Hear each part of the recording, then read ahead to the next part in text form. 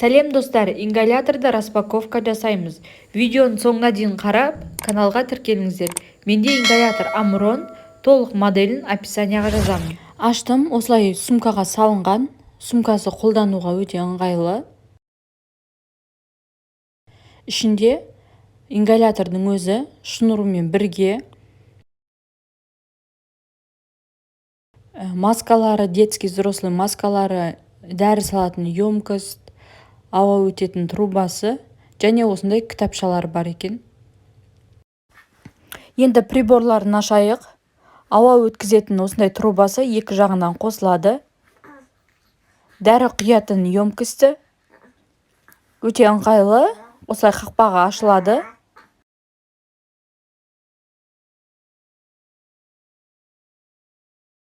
Емкості тазалайтын фильтрлері, мұрынға насадка, ауызға насадкасы, және де ересектерге және балаларға арналған маскалары. Ингалятордың өзі.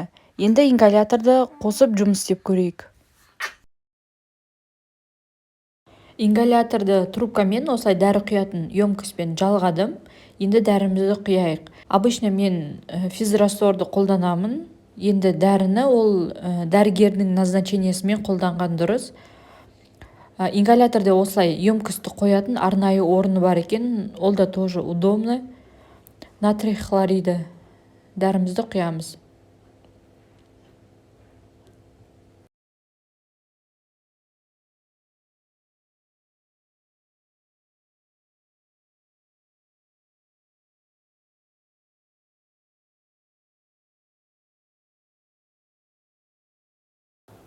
Шнурды тоққа қосып, қақпағын жауып, масканы тағамыз.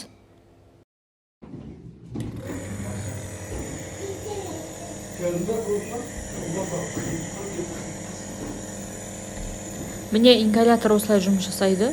Осылай пар шығу арқылы тыныс жолын тазалап, қақырықты түсіруге, әсіресе балаларға өте керек зат.